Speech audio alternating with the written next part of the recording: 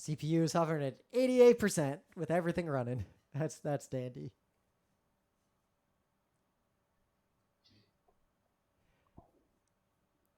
Well, at least I'm glad it seems to work still. Okay. Oh, God damn it. Maybe I'll sneak some turns in while we're doing the show. All you gotta do is push pass. Right. You got nothing else to do right now. If we all pass, I'll go to operating round. Oh, I can't do anything. I'm not selling my shares. I'm not stupid. No one can do anything. We're all going to pass right now. Yeah, that's right. I'm going to keep priority deal. Nope. That you can't really use for anything yet. And I can't, even if I do, I can't leave anyone holding too bad a bag because the company I dump is pretty good still. All right, anyway, let's do it. It's Wednesday, April 29th, 2020. I'm Rim. And this is Geek Nights. Tonight, we are reviewing Beastars, the anime, Season 1 from Netflix. Got any opening bit or anything? I don't know if I have any. It's not like I've been anywhere. I haven't. It's not the worst opening bit. I can open about our 18XX game.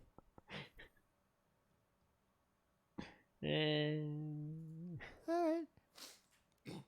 So one of the glories of being stuck at home, while we don't actually have much more free time because like we're all still at least working and like we still have to do a lot of the things we had to do before.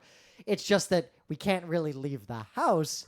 So I'm playing a lot of play-by-mail or asynchronous games where I can take turns whenever I happen to be free over the course of the day. That seems to be how I'm going to spend a lot of my time during all this. Mm. So we're playing now. We've talked about in Geek Nights about those train games, like 18-something, like 1-8-something-something, the something for the something. Does anyone on Wednesday care about these games online? But we found a... It's basically it's about, some of the nerdiest board games you can possibly These are the kinds of games where you'll see, like, the people who look weirder than everyone else at your local, like, event sitting in the corner by themselves, playing what looks like the same game for more than 4 hours. Yeah, you go to that corner of the game store where all the games look like only old dudes would play them. That game. Yeah. With a picture of a train on the cover. The art looks way bad. So we're playing one of those games online in addition now to like all the Civ games and everything else. So my advice to you out there is if you are looking for games to play, now is the time to try out play-by-mail or at least asynchronous games. Like, their time has come. It's not like we have any other opening bits. It's not like I was biking to work today and somehow I didn't go anywhere. I'm still in my house. Nope. I'm not even I still shower every day. What am I supposed to? But I don't wash my hair every day. Oh, I don't. I don't even change my clothes. I've been wearing these clothes I think because I have to video chat so much for work, at least from like waist up, I'm always wearing like a nice collared shirt. Pretty sure this shirt was worn during the last week. I could go verify that, I suppose. So there is some news going on. I guess you can go first. It's Japan related, at least, if not specifically anime related. Right. So if you're a weeb, you probably buy stuff that you have shipped from Japan, right? That's a thing that happens, especially if you use various websites that send Japanese stuff, right? So if you do this, you're probably aware that the Japan Post, the Japanese post office, has two major, shipping methods that are used for people in the U.S. buying nerdy goods, right? And those are EMS and SAL, right? So SAL is basically economy air service, and EMS is like express mail service, all right? So both of these are basically suspended for the time being since like the beginning of the month. So if you want any nerdy goods, or if you've tried to mail anything to Japan, like it's just not going to happen. Well, you wouldn't use these to mail to Japan. Okay, this is things from Japan, right? You're sending something with the Japanese. Because I saw other articles I didn't read about a bunch of countries refusing any inbound mail as well. Yeah, I don't know what the USPS has suspended, right? Like, is they suspended priority mail? Like, I don't know, right? But it's like they've suspended their priority mail equivalent, so you can't mail things to certain countries at least, right? So you can't, if you're in Japan, you can't EMS or SAL something to the U.S. and some other places that they're not sending to right now. So, obviously in the short term, it makes it a little harder to get nerdy goods, right? And it means that various nerdy companies that sell Japanese goods to weebs around the world have to hold on to goods longer, take pre-orders that they're going to deliver on later, have less sales period, charge more for shipping, find some other way to ship, right? Maybe some other carrier like FedEx will send it, or for a fortune. What'll be interesting is charge, at the same right? time, there's a lot of American vendors who have inventories of stuff already that typically run the convention circuit trying to sell that stuff. Because if you buy that stuff online, it tends to be cheaper. It almost never is cheaper to buy stuff in person from vendors at anime conventions. Unless you're buying weird old stuff. At conventions, the benefit, right, would be that they bring their clearance bin with them that's not on their website. If weebs are desperate in the U.S. and there's no conventions where they would normally go and buy the impulse buys that they just pick up from those bargain bins at the conventions, and nothing can get mailed, I feel like the domestic vendors might be able to finally clear out a lot of their inventory, depending on what that inventory is. If you got a bunch of old Ranma 1/2 plushies, I don't think you're going to move them. Right. Exactly. The domestic nerdy good vendors that normally would be at conventions now have all this stuff that they already have. And if you go to their websites, they're probably happy to sell it to you, and they probably need to sell it because they want to stay in business without all these cons happening.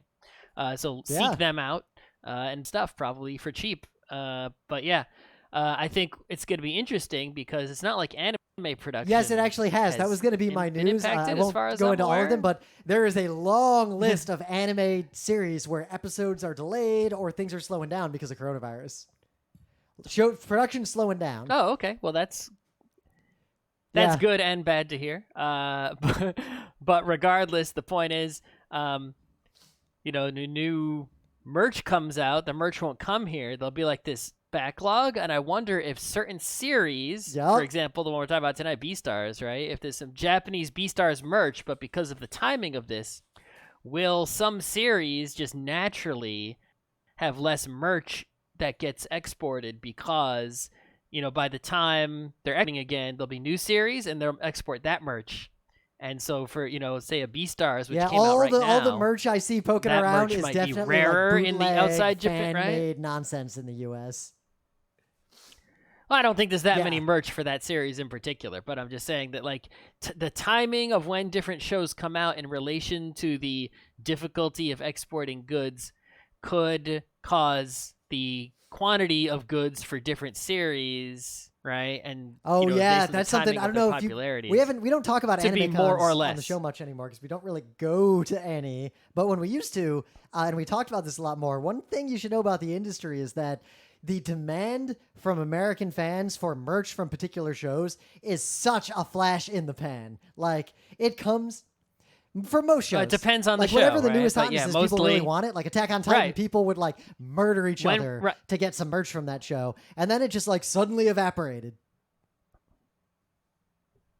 Yeah, I mean, that's how it was. We went to Anime Boston every year, and every year there would be a different hot show, and you go into the artist alley, and whatever show had the most artwork, fan art, that was selling hot, it's you knew that was the hot show, and it would be a different show every single year. Some shows be perennial to some extent, right? It's I can't remember the last artist alley at any kind of convention I've been to that didn't have a Doctor Who fan art, or a Final Fantasy fan art, or or something like that. But other things sort of, wax and wane and spike, especially something like a Haikyuu, for example, right? It's this, there was a time and a year where that was the biggest deal, and everyone was selling Haikyuu stuff. It's is Haikyuu died? No, it still got fans. It's still a thing. But if you go to an artist alley now, it's the fan art you're going to see is maybe one or two here and there from the people, and they made that stuff when it was a flash in the pan. They're just still selling off those prints or whatever. So in some other news or related to all of the crisis and everything in Japan, I'm not going to link to all the articles about specific delays in anime because you can just go look that up. But buried in that on Anime News Network was a really short article that is a little more worrying around this. It basically is a statement from the Olympic Committee president that, as you know, the Japan Olympics were delayed from 2020 to 2021. But they've now quietly issued, not quietly, but they issued this statement. Oh, yeah. Akira averted. They issued the statement basically saying that if the dates they've selected for 2021 are not able to be used, the Japan Olympics will just be canceled. There will be no further reschedulings. Right. It's like if you can't do it, right? If you can't do it next year, you can't do it. Right. So teaches you to not mess with the Olympics. In some other news, we've talked about this a long time ago on the show as well. Diamond Distributors is a problem for a lot of reasons, but they're kind of the sole or primary distributor for almost every comic book store in America. Right. If you own a nerdy store in America, all of your goods that you're selling in your nerdy store, you're probably just buying them from Diamond Distributors. They have a big catalog, right? You can get the catalog if you want. It's cheap, right? It's a big, enormous thing like Computer Shopper used to be. And you order comic books mostly from it, but you also can order swag and even games and all kinds of stuff from that catalog. Statues, magazines, all kinds of shit. You fill up your comic book store, and then you sell that stuff off. And we talked, I guess, a week or two ago about how, they're because they were affected by all the quarantine right? rules, and because they're kind of a monopoly, that really screwed over a lot of stores. Granted, a lot of those stores can't operate anyway now. Right. But also, there's the company DCB Service where I've been ordering comic books from since 2006, maybe. And they have what that company does is they have a large warehouse in Indiana where they basically, because the way Diamond works is, the more you order, the more of a discount you get, right? Up to a certain tier, right? So basically, if you're just a little old comic book store with in a small town, you only order so much product from the catalog that you then sell to your customers. So you don't get a big discount, so your margins are small, right? If you open up, say, a giant warehouse in Indiana and you let people online, you let them buy stuff, right, from you, which you're buying from Diamond. But then also you make them pre-order 2 months in advance because the catalog comes out 2 months in advance of the stuff shipping. So now not only are you getting wider margins because you're getting the biggest discount tier from Diamond, right? They're giving you the same copy of Batman for less money than they sell it to a different store for, right? Because you bought 1,000 copies. But also you're increasing your margins because you're not buying a copy of Batman and having it sit on a shelf, right? You're buying exactly the right numbers of copies of Batman because everything's a pre-order. Whereas in a comic book store, they let you do pre-orders, and they really want you to, because then, again, that's why so many comic shops have that thing of, tell us what you want, and we'll have a little folder where we give it to you every month. Right. Exactly. Please get a pull list. We really want you to pre-order so we can make more money, right? And we'll get you the exact comics you want. But some people, there's a lot of drama around those at comic book stores. People will get pull lists and then not come in and pick them up, right? And they're not. The other thing is that people with a pull list at a comic book store, even if you're a good customer and you come and pick it up on time, right, and you're constantly paying them, you're paying after the books arrive, right? With DCB Service, you're paying when you order, right?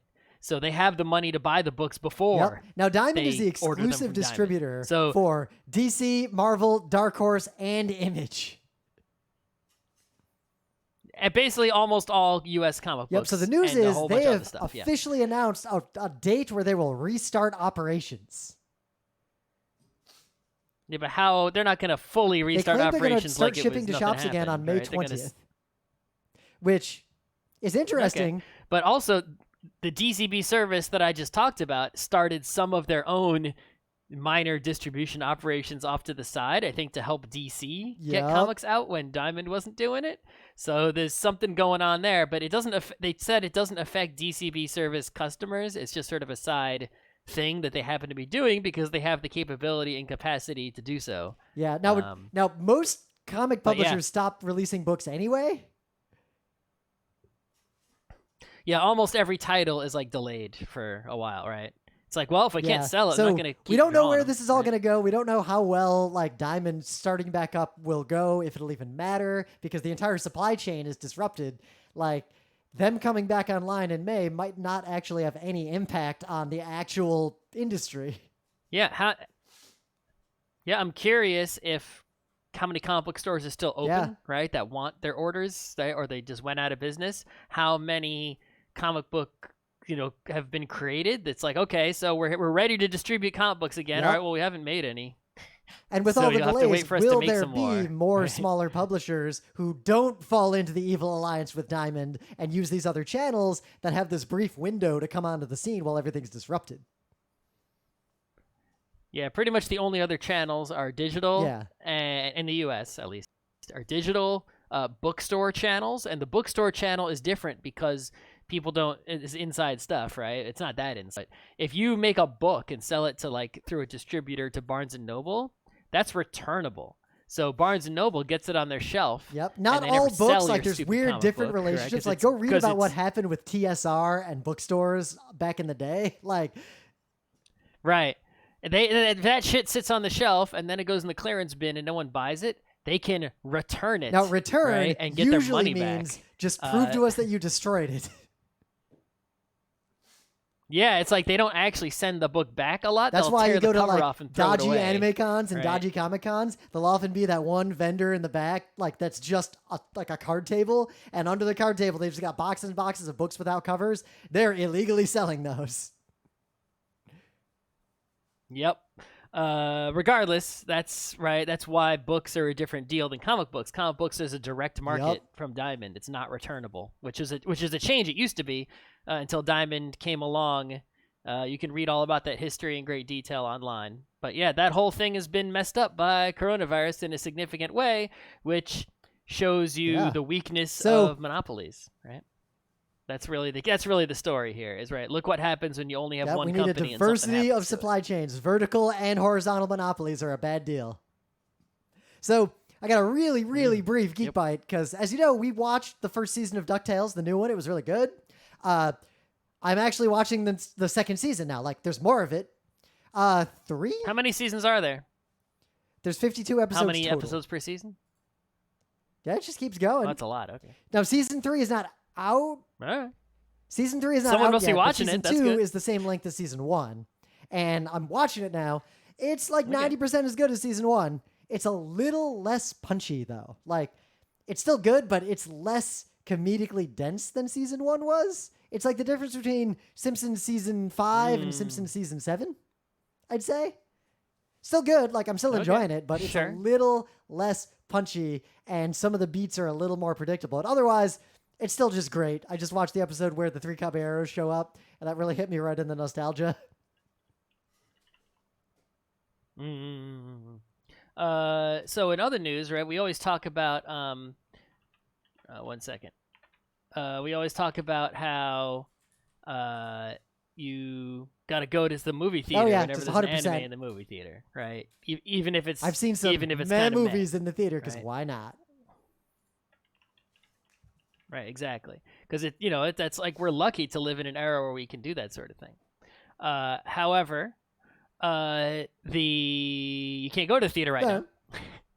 So what's happening is a lot of those anime movies, especially the ones that were in theaters recently, are available for streaming. So, for example, Promare just became available for streaming. If you did not see Promare in the theater, right? it is in the genre that I like to call anime that saved anime. Yeah, exactly.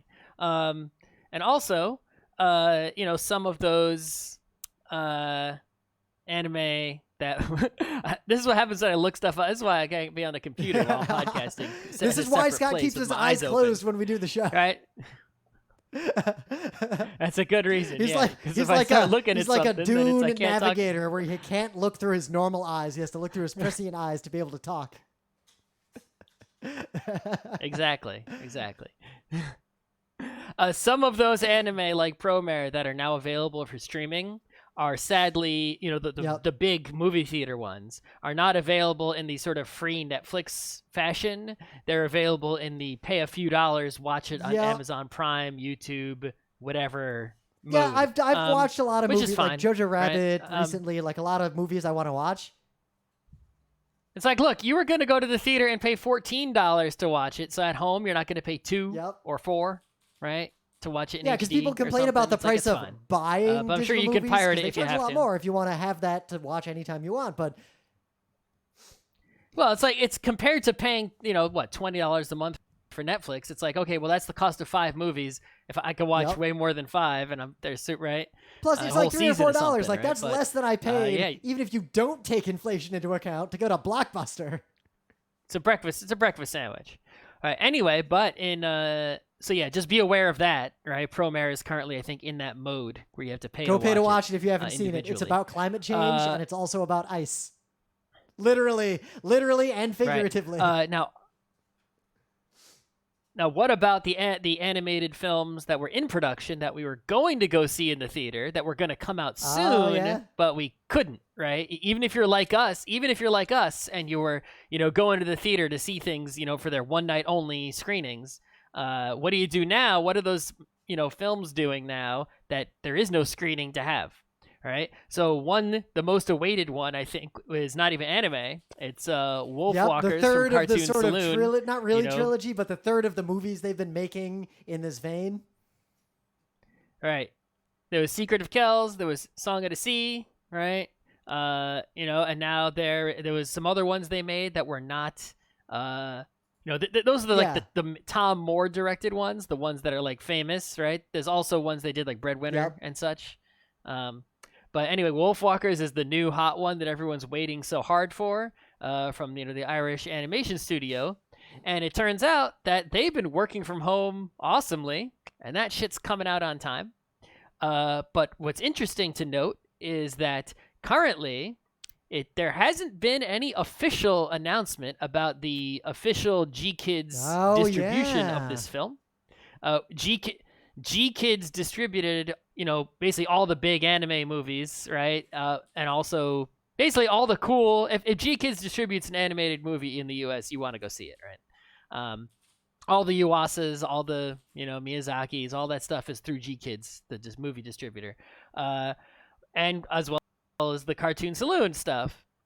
But Wolfwalkers hasn't been officially announced as being distributed through GKids. But what has been officially to chagrin is that it will be on the Apple Plus the one I paid won't streaming use thingy. Right, which I think would require you to have some sort of Apple device. Yeah, that's not to be able to watch not it. Great. So unless GKids makes an announcement soon, which who knows with the lack of theaters, it's like, why do you need GKids, right? And with the Apple Plus already in place, it's possible, but it hasn't been confirmed that Apple might have locked in that Wolfwalkers with a pile of money. And that's is definitely an Apple thing, right? Such like a prestige kind of project that would be right up their alley. So yeah, hope you have an Apple device. I don't want to pirate a Tomm Moore movie. Maybe I'll pirate it, but I'll just cut him a check for $20. Something like that, yeah. Who knows what's gonna be? But we'll see. It could just be, that they haven't said anything yet, right? It's not a confirmed thing. It's just because the Apple thing was confirmed and the GKids hasn't yet. Everyone's like, oh no, I hope I get to watch this movie. I've been waiting for it for so long. I don't want to not be able to watch it since Tomm Moore cryptically tweeted about doing something with wolves, Right, and also I don't want to have to buy an Apple device or subscribe to this Apple TV Plus garbage that I don't want for anything else, just to watch one movie. Maybe I can free trial and watch it. One of the things, if I ever have real political power, would be to bust up exclusivity agreements in all industries. All right, I think it's time for Things of the Day. Just leaving some space here. But anyway, Things of the Day. Looks like your Thing of the Day is from yesterday, so I think it's only fair that my Thing of the Day is from 2007. Okay. So, unrelatedly, Sure. I was streaming myself playing DDR, mostly as a challenge to see if I could synchronize that shit. That is harder than it looks, but I did it. And then, of course, the videos immediately got copyright flagged. No trouble, just, Dance Dance Revolution music. all of that is not licensed to me to use, and there's like 20 or 30 claims on each one of these videos, which is fine. But while I was looking at the claims, just to click yes, fine, whatever, so my video would stay up, I noticed that the people who own the rights to all of Captain Jack's music were claiming them, because I played a bunch of Captain Jack songs, which reminded me that Captain Jack existed. And I went on YouTube, and sure enough, I found his most important work, the music video he made to Dream a Dream. If you have never seen the official music video to Captain Jack's Dream a Dream, it's something. Well, I've seen it. It's something, all right. It's so great. This video was uploaded on April 3rd, 2007. And you might say, oh, but it's so low quality. No, that's the quality of the video. You're not going to get it better than this.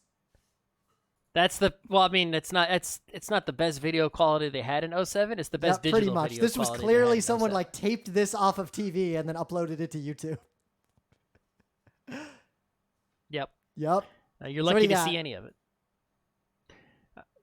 So, long ago, right, one of our favorite comic creators, right, created a series called Mouse Guard, and then Mouse Guard the Black Axe, and there really much hasn't been new Mouse Guard since then, really. Yep. There was It's sort the of been board like game. it, There's right? the role-playing game. There's all that like Um, ancillary stuff. Right, and while David Peterson is still out there doing all sorts of other stuff, especially lately, I know sadly, I think he had. The story I heard was that he was like taking care of his ill mother, and sadly she passed. I don't know when exactly, but I guess if you want to put a silver lining on something like that, he now has a lot more time. So he has been doing a lot lately, especially during everyone being trapped inside. If you're an Yeah. artist, you can do a lot trapped inside. He works right from his house anyway. So he has been really killing it. He's been doing lots of Twitch Oh, streaming shit, this and is 40 YouTube minutes video long. This is uploading and all legit. kinds of stuff. What do you think I'm doing? My things of the day aren't Are you trash. saying, like I was about to yours. say, are you saying that Not Captain Jack is trash.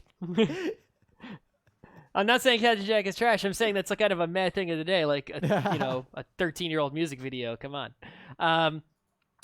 So he's done lots of stuff. Like he's doing the equivalent of sometimes he'll do the equivalent of like panels on his Twitch stream, right? And sometimes he'll do like the equivalent of like a vendor table at a convention, like he's selling stuff on his Twitch stream, right? I saw him like one time. This was a while ago, actually. He was drawing something, and he's like, "Yeah, we're gonna put this on like a tote bag and sell it at the Comic-Con when there were still cons, right?"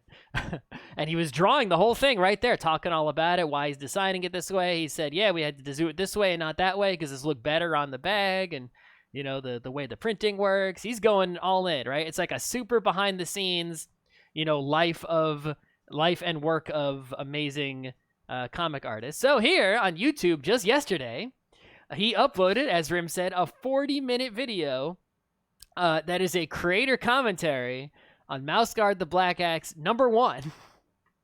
So, like, you don't see this kind of thing too often. You see it in movies where, like, you'll get a commentary track where, someone's talking while the movie's playing, right? And you watch the whole movie, right? But this is, like, a dude going through his entire book, like, 40 minutes long for a not very large book, right? Going into great detail about like what went into every page, writing, art, like everything. Like what I've never seen this before. I'm sure it's been done before, right? But what comic book have you seen this I am for? definitely going to watch this I haven't, entire video. Right? So yeah, read all Mouse Guards and then come back and watch this. And you got time to read all Mouse Guards. Yep, It won't I can take even you link that back long. to it. I'm There's pretty not sure that we many of them. reviewed multiple segments of Mouse Guard over the years because it's good. It's really good. Yep. In the meta moment, So there you go. we are hanging out High at quality home trying to thing. make stuff. I hope this live stream's working out. We're still tweaking the pipeline to be able to do Geek Nights remotely without interruptions. And I know a lot less people are probably watching, listening to Geek Nights because podcasting most people is listen way to down. podcasts because they're No at one's work commuting, no doing one's work listening. that does not require the word part of their brain to interact, or they're commuting in a car, or they're commuting in a subway. But if you're watching the live stream or you're hanging out with us, like we're gonna keep cranking out more content bit by bit. Just stay tuned. I got some more RTMP stuff set up. I also got the teleprompter like fully set up and working with the new camera. So stuff's percolating. Stay tuned. I don't know when we'll get to reading Genji. Mm-hmm. Yeah, it looks like GeekNights downloads are on the decline for sure. You log it and check. Okay. Whatever. Yeah, makes sense. I mean, yeah, why not? I have not listened to a podcast in 4 weeks. Not one. Yeah, no, I have not listened to podcasts I like. really I'm not listening to them. I don't have time. I don't have a context. And the other thing is, a lot of the podcasts that I do listen to, which are, and surprisingly, they're still finding a way to keep going. Like they found more things to say. Are sports podcasts. I was like, they found stuff to say. They're all like, coming up with ideas like playing and being their creative. own like the ones video that are still game alive, versions of themselves and like doing stuff. They're Twitch streaming. Right, but I'm talking about like sports journalists, right? It's like they're still coming up with ways to do content on the past, on the future, on all kinds of side stories, different angles, things they would never waste time on before, right? That could be interesting, but it's like there's no sports happening. Why am I right? It's like I have those podcasts just piling up, and I'm not listening to any of them, right? Even though someone's working hard and being creative to come up with them, it's like, well. And that's partly why we're not going to double down and like make more episodes of Geek Nights. We're going to keep making Geek Nights at the same pace, but we're going to work on other projects where if we're stuck at home anyway, we have space to do them. I'm not going to talk about the details of those projects yet because we are very much trying to not shit talk about things until we actually deliver at least one iteration of that thing.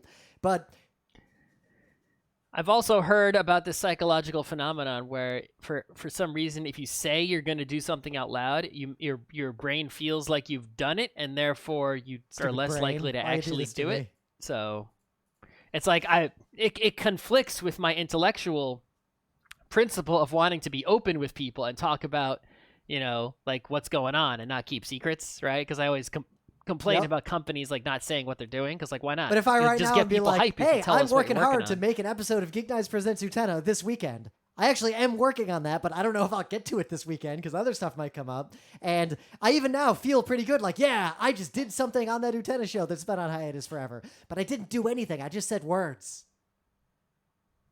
And I see people in the chat are already excited about the fact that I mentioned the Utena thing. So there we go. There you go. That's one How person, many people in the chat were excited? One but person. That is, to this day, the YouTube comments, but you said like people, at least twice a week, because my YouTube channel gets like 20-ish thousand views a month, but at least once or twice a week, some random video that is not anything to do with the Utena will get a comment on it that is just like, hey, when are you going to start up the Utena show again? I'm really looking forward to the next episode. Like they're like, that comment exists on almost all our videos. It's moderately annoying, but I see why, and I can look at the stats and even see where they're coming from. So, I mean, that's what happens to literally every. Oh yeah, how many people do we know who made a webcomic, are now rich and famous? Like they've made a million other things, but to this day, 20 years later, randos come into their mentions asking about their first webcomic that they stopped doing a decade ago. Right. Imagine if you're like the Undertale guy and you do something else. All the comments are gonna be like, "Oh my god, Undertale!" Right? If you make when he dies, movie in the far future, there'll be a tombstone that just says the Undertale people. Right. If you're Patrick Stewart and you're acting in a play, some Shakespearean shit, and you do go to the press conference, everyone asks about Star Trek, right? Right. It's the same shit that every famous person who does multiple. Well, there's two kinds. Any There's creative person. People always ask you about the thing they know you about. Who has people see multiple Michael works. Jordan, they ask about the Bulls. They don't ask about like any other aspect of his career. Yeah, no one asks him about being the owner you know who of, asked those the Hornets questions? Or whatever People like team you, he me, and owns, Daryl right? Surratt. Right. So we're working on stuff. I am gonna try to work on the Utena thing. Like, stay tuned. I don't know if I'm gonna. Yeah, YouTube channel is basically the Utena channel, right? So if you put anything else on there, people are like, the "Hey, where's Utena Utena?" community is going strong, but it is definitely not growing. So let's just get right into it. You can find all our stuff on the internet, but we watched some anime. Beastars way back when the manga was first coming out in Japan and wasn't even officially released anywhere, like in the US. there were people in our forum who were posting screenshots of it, like screen caps of it from the digital bootleg fan translations they were reading because it was that good and they were like that obsessed with it. Yeah, this is definitely a title, manga, anime-wise, that I heard about and saw about coming way in advance. Like it was hot and on fire when it was a manga, right? People were all over it. And then Netflix grabbed it, right? So they call it a Netflix original, but like, is it really original? You didn't write it. Like, for the Dracula thing, it's like, Netflix paid for it to be created from nothing, right? I guess they didn't create Castlevania itself, but it's original Castlevania story. It's not it is superficially right? Castlevania Whereas 3, but right, like this is not an adaptation. This is literally. I was about to say, where are you going with this? It's literally the manga. The manga is turned into an anime straight. I don't know what changes there were because I haven't read the manga, but I can't imagine that they were major changes. But basically, there was a long, slow burn where, like, everywhere I look, in our forum, on Twitter, there was this handful of people that was slowly growing that were obsessed with this manga that wasn't out in the US yet. And there's so much media out these days that even if I see something like that, I tend to just wait for an official release. So... Well, also, I just kept seeing, I just kept seeing the imagery, right? I kept seeing the imagery of this, wolf dude and the awesome this bunny girl. Guy. Those are the three and people I clearly, see. And I could tell that, okay, whatever this is from is clearly dark, right? Furry and sexual I would describe, in some way, I would describe the vibe I got as maybe psychosexual thriller with anthropomorphic characters. Right, and maybe it has some sort of horror element that I didn't know, right? But that's just the vibe I got from all this artwork and images I saw around. And it was a Netflix, I guess, original, right? And that instead Netflix of an paid and made. I guess, Netflix said, okay, we'll license that manga and we will pay for a production of an anime based on that manga. And the first season, 12 episodes, is out. And I watched a few, and then because they had nothing else to do, I watched all 12. First, but we'll spoil a few things toward the end of the episode because I want to talk about a few scenes that I thought were particularly good, but we'll avoid spoiling stuff because I want to review it because not everyone's seen it yet first. Right. It wasn't one of those things where it was so good, like I was gripped and had to watch every episode, right? If I was I could not wait to watch the next episode. If I wasn't stuck at home, I don't know if I would have watched every episode. It'd been a little borderline, right? But it was definitely good enough for me to not stop watching it. It's not like I went, oh, I'm going to watch something else. The deal with it is that, one, it's very high production value. Like, the animation is phenomenal. It's 3D, but it looks great. Oh, yeah. Right. So animation-wise, it's obvious they're using, fully CG animated characters, right? But, there's some anime or animations that are, Toy Story. Like, this is 3D and it's 3D. Or the new Ghost in the Shell, like, which we will not be reviewing. That's what we're doing probably. Here. Yeah, probably not. But Ghost in the Shell is relevant to Beastars in a small way. It's also not one of those ones where, okay, it's a 2D anime, but we're using the computer to help us out, right? Like, every 2D anime these days, right? Pretty much every single 2D anime these days is animated on a computer digitally. It's just they're using 2D animation techniques and not 3D ones. Or maybe they are using some 3D ones, like maybe like Azoken has, you can see there's some 3D going on, right? But what you get here in Beastars is clearly 3D, right? Like Toy Story, it's fucking 3D CG animated anime series, but I don't know, the shading or whatever they're doing is it rarely looks like it. It's more that right? it's the characters are hyper expressive and have very subtle movements and everything's very subtle and well done.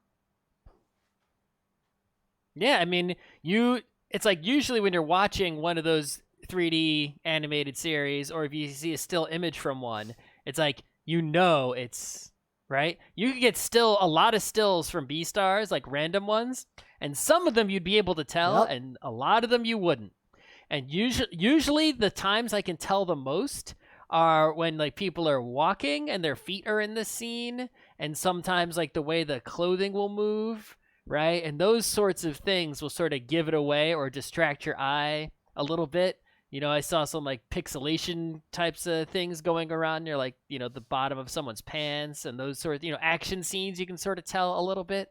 But, for the most part, it's like, it's mostly like, a talking what's it really heads about? kind Like, of if you show. follow the show, it almost goes through Right? a progression of like it's about a lot of different things, and it evokes a lot of like memories of other shows, but in very like we'll get into it. So first, it's kind of just a school drama, literally about a bunch of kids in the drama club in a private school. Like, it's ostensibly about that, and that's where the story starts, and that's where a lot of just the action happens. Like, there's just a bunch of people, and they're in this drama club, and one of their classmates got murdered, and there's a story around that. But the way that story is told and the way it's framed, because it's kind of an isolated private school, there's definitely you're in the school or you're outside of the school, and these are very different worlds. It's Very Utena, Utena both in the situation, way it's portrayed, right? like their parents aren't really present, the kids are on their own. The student council is capitalized S, capitalized C, matters, capital M. There's no Well, there's there wasn't the thing really that a leads student up. council, right? It's almost like the drama club. Oh yeah, the drama club is student basically the council. student council because Lewis is in charge of it and is the terrifyingly powerful deer. Right.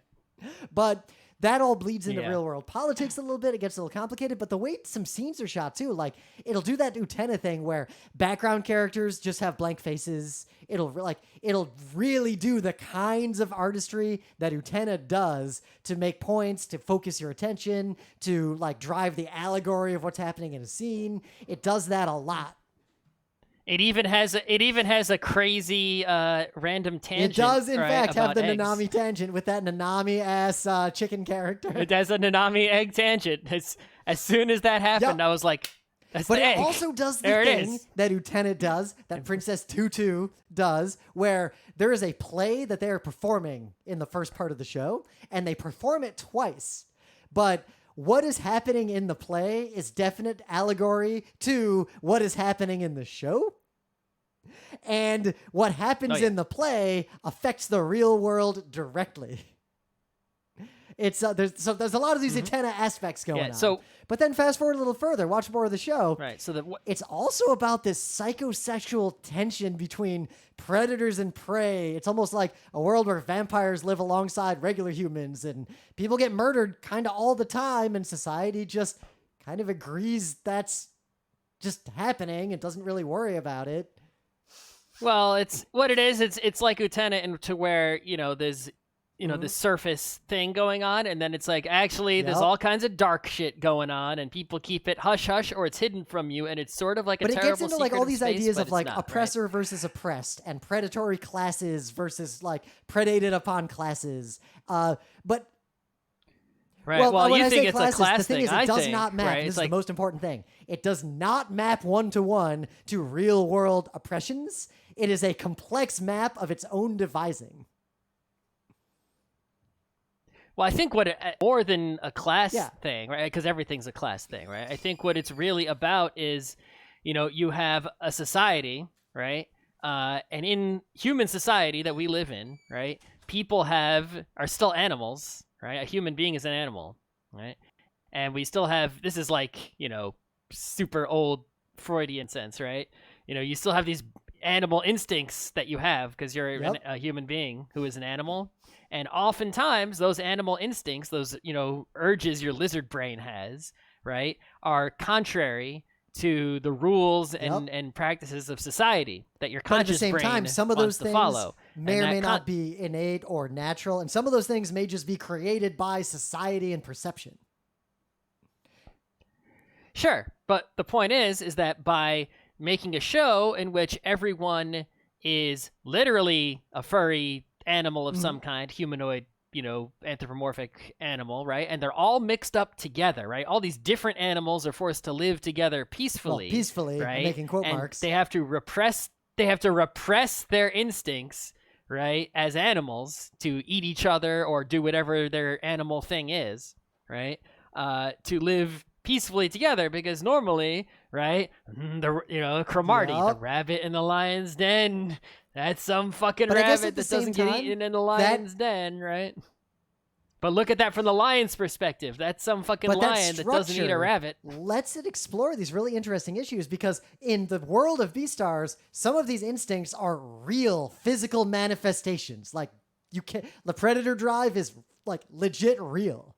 It's like the show will not argue that there is a like social construct around that. But I mean, it's real for a real wolf too in the woods. You find a hungry wolf's gonna eat you. You've got a human-esque or character try. who has, who is sentient, who has these real drives, but simultaneously, some of the things that are going on with what these characters feel is either performative or clearly is driven by society. So it starts mixing up gender roles, predator-prey roles, and just societal roles together. And because they don't map one-to-one with the real world, it ends up letting you explore things that we don't have real-world analogies for. Right. Well, I mean, it's just by just bringing the animal, metaphor on top of humanity, right? Just makes it way more complicated, but also way more sort of obvious and visible, right? And it especially applies when you look at like the messaging around, vegetarian / veganism, right?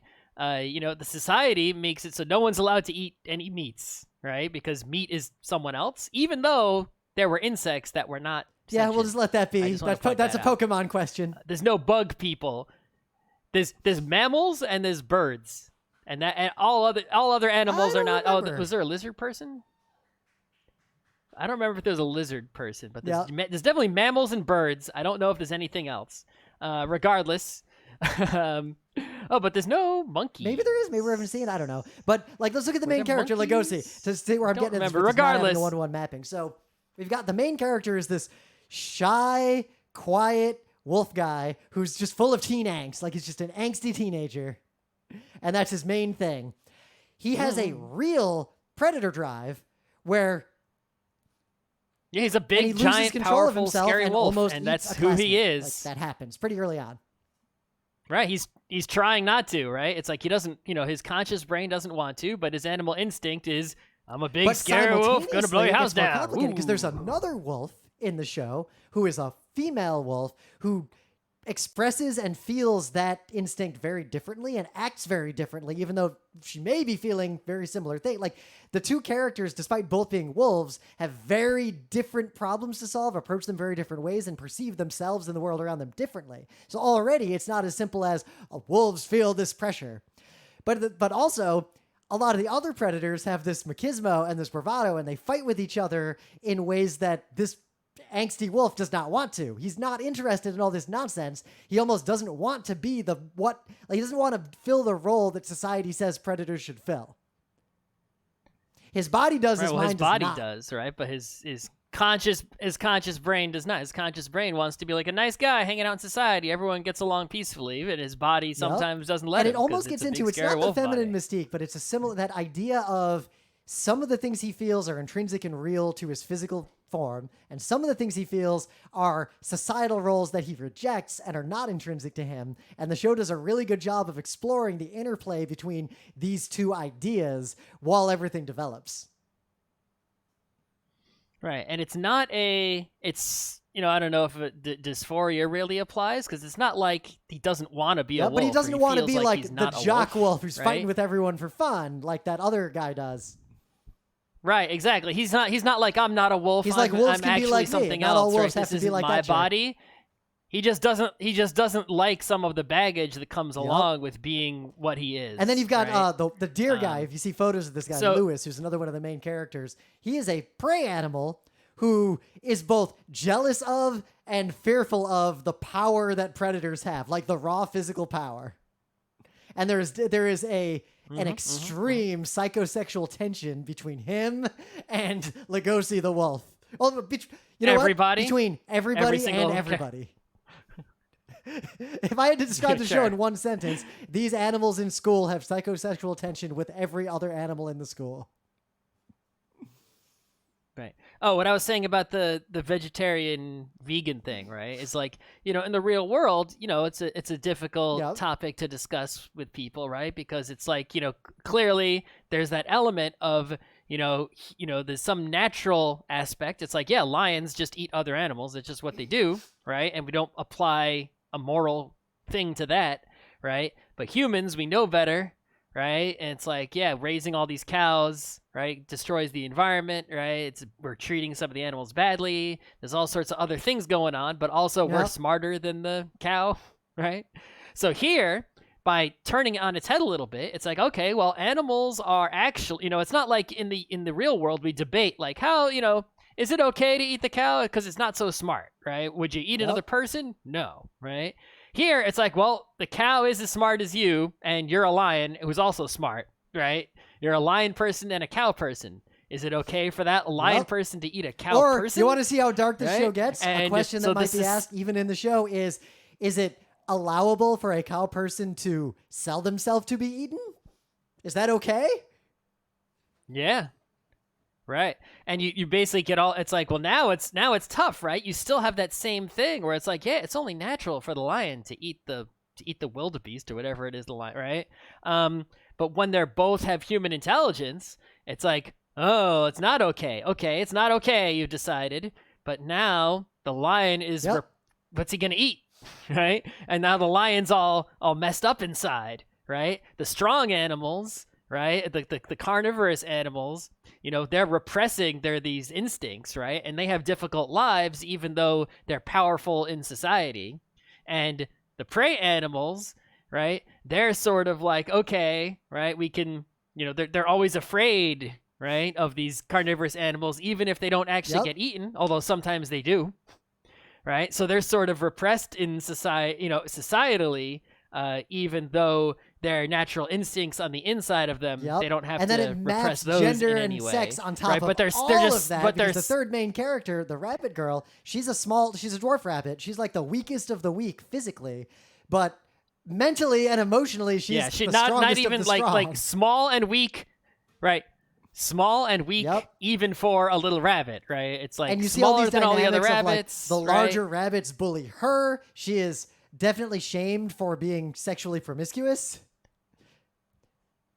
Right, she's all alone in the gardening club. She's the only member of the gardening club. She just takes care of the flowers. Animal and her complicated relationships with the nature of predators around her, but also with other prey animals around her. She does not live up to the societal expectations of her animal nature or her gender. Right. But like everyone else, she still has problems, with the conflict between what her body will do on its own because it's a rabbit body and it does what it does, versus what her brain wants to do, right? So you'll see her behave drastically differently, right? It's like when she has, conscious control over the things she says and does. When she like stands she's all up to a certain and unnamed whatever, character right? in episode near the end. Yeah, that was Something, a good scene. Right, yeah. Exactly, but then sometimes like her body will just do something like run There's away, the scene where which she's is sitting with like a rabbit eating, and hide, and which is she keeps kicking her cower, which is uncharacteristic. Like her foot keeps moving uncontrollably. Mm-hmm. Yep, because her body is scared because there's a big bad wolf right in front of her, so her leg keeps trying to run away, even though she has no desire to run away. She's just chilling all of and that eating a nice lunch with alone somebody. can make a pretty compelling thriller set in a high school. That's enough, right? It actually goes. Mm-hmm. And there's so many different things you can say with that setup. Yeah, you can make a 100-episode series just with that, but that kind of just sets the stage for what the show seems to really be about. Because even in this first season of the anime, by episode 9, the school politics are intersecting with the real world politics. The path, the deer's path, Lewis's path through being the head of this drama club and getting out of the school is like a political path where he is working with the mayor, who is a lion, who is legit connected to the mafia. And that matters directly in the show pretty early on. And then that starts getting into this interesting intersection. Mafia, it's the Yakuza. It's the crime. The Shishigumi in particular, one criminal organization. But all of that starts happening, and the show starts to get a little broader in scope, that it's not just going to be about these angsty teenagers dealing with this society. It's starting to show this class separations of the school is almost literally a fantasy world compared to the real world outside it. Much like in Utena. Right. And the final... Right. And the final thing is the title of the show, which is how many times does Beastars, an anime right? say the name of the anime in the show and it is not terrible? Right. So during the show, several times it comes up that some animals are, some people, whatever you want to call them, are become Yep. the Beastar or Beastars, right? You don't know how many there are, one at a time. Yep. Who's They the have not current revealed Beastar? a lot It's not about even addressed. It evokes for me, even in Utena, the Right. have the ring go into the castle. Well, what There's- does that mean? I don't know, but everyone's trying to do it. Right. What does it mean to be the Rose? Yep. I want to win the Rose Bride. It's like that's the same idea. It's like this. Some of the people want to become the Beastar or Beastars. There's some unknown process by which you become it. There is some unknown thing you gain by being and it it. appears We that don't what you know gain who is it. real power. we don't that's know a very important when. point. Kind of like in Utena, the characters are seeking real power, not the power they have in this fantasy world, but power Right, over the real world to right some wrong or fight some injustice. Right. All we know is that you can become the Beastar somehow. The path to becoming it involves being popular and/or powerful and making or well horrible liked. deals with bad people, because that's what adults do outside of the fantasy world of the school.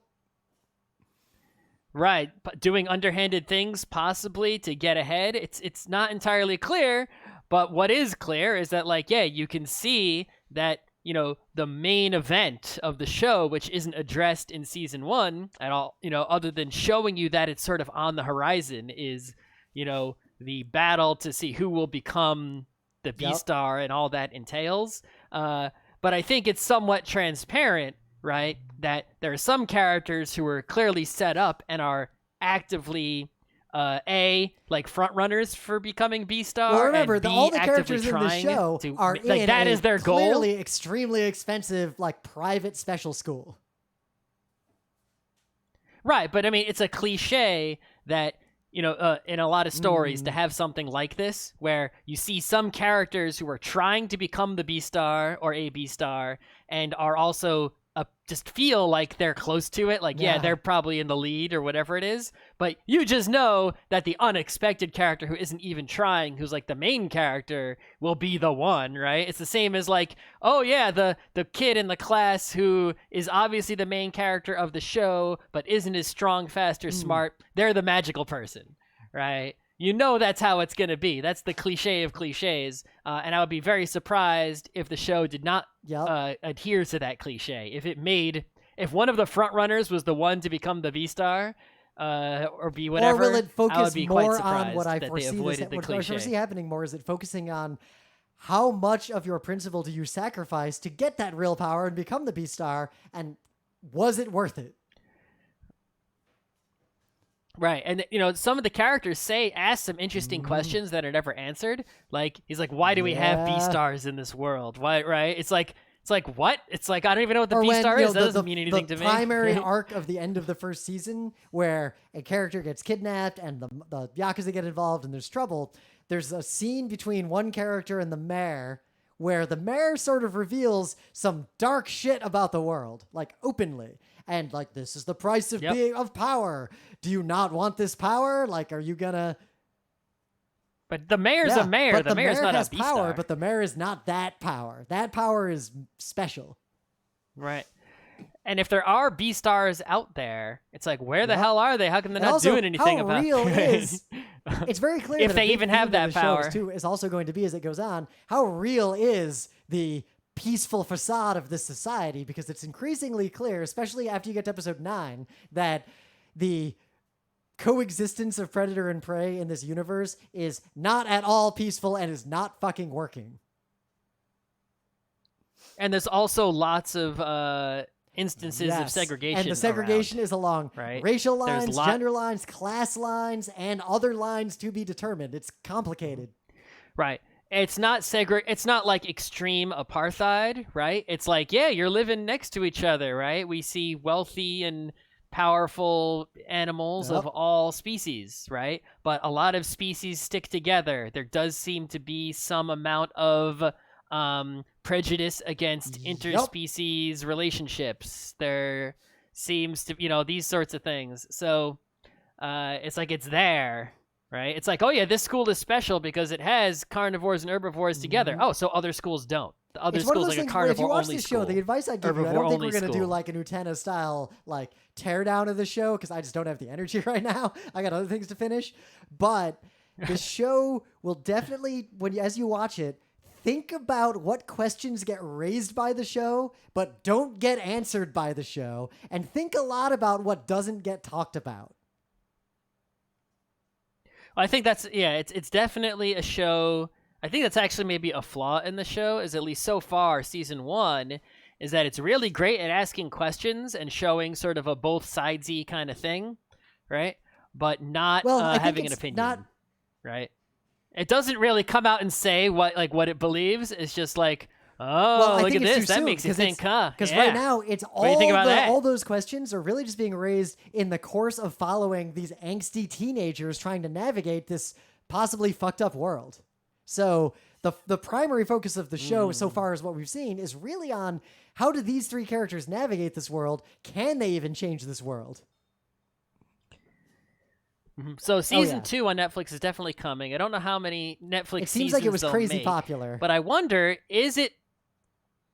Sure, but would it be better to wait for season 2, or would it be better to abandon Netflix and read the manga because the manga is way ahead of where Netflix to just got, watch right? the show because one thing that struck me about the show from a reviewing standpoint is that almost every episode, just when I thought, okay, I see where this is going, something would escalate way faster than I expected, or something would happen that I did not expect at all, and the show would swerve into a direction that I did not anticipate the sanctuary-esque thing that happens in episode 9. Like, at all. And there's a lot of shocking moments that have a lot of impact. Like, the anime portrays them really well.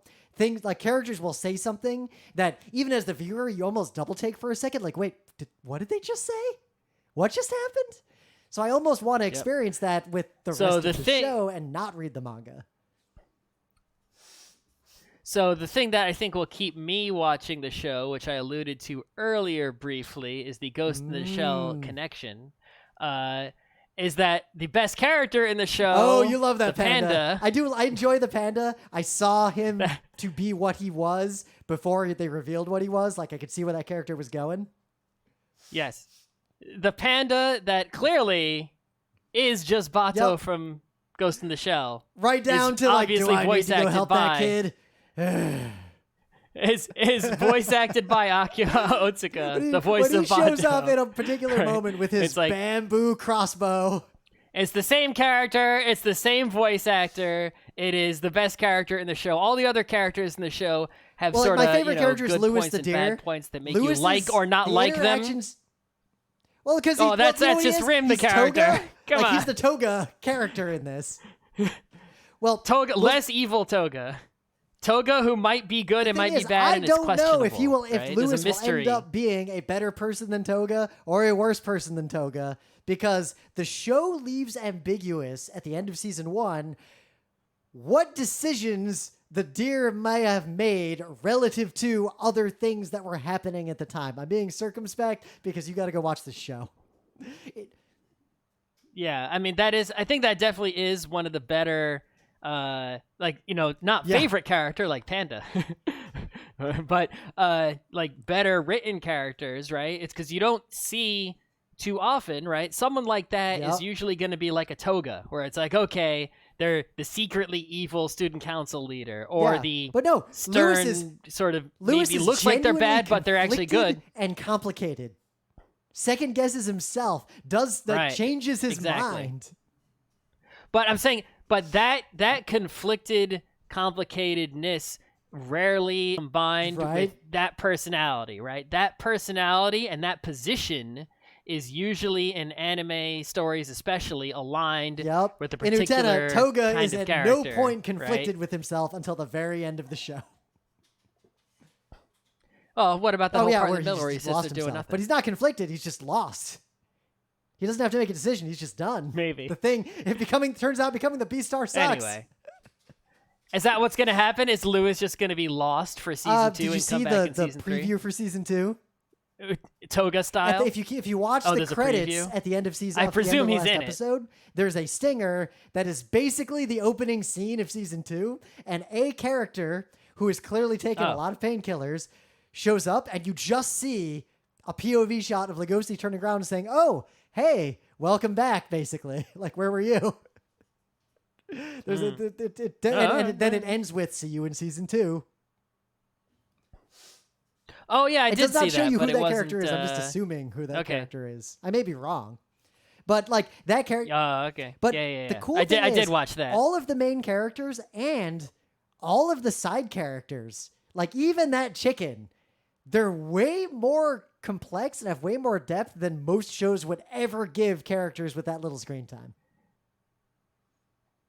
Yeah, they definitely. If a character shows up on screen even briefly, there's like and has a face and a name, then they bothered to come up with something about them that is No character is somewhat straightforward. interesting. You know, Like the wolf there's girl something shows to up. chew Oh, she's on, flirting right? with Lugosi. It's like, I see what's happening. The next scene, her and Lewis have a moment, and you might think that moment is going to be the moment you're expecting. It might be, in fact, the exact opposite of what you were expecting, and you learn a lot about that wolf character, and things are not what they look like. Right, but the point is, if someone appears on like there's something to chew on for any character. If there isn't, then they don't bother. If you see those characters at all, they're literally just like faceless Utena background people walking by. Yep. Okay, I love the hell out of this show. I highly recommend you watch it, but fair warning, this show is dark. You have to deal with themes of cannibalism. It's not rape, for kids, that's for sexual sure. violence, death. Characters die. There is blood and gore. It is a rough show. You've got to be ready for pretty much every warning you need. Psychosexual thriller. Right? Yeah, this is like almost perfect blue level warning. So be ready for that. Like, be ready for this show to be dark going in. Maybe should have said that at the start. I mean, well, if anyone tries to watch it, Netflix will warn them. Netflix has a pretty long list of here are the things in this show you got to be ready for. So yeah, Good job, I do recommend. This is one of the better anime to come out in recent memory. It is one of my favorite anime in a while. It is a very rim anime. It's a very I'm rim deep into anime. this.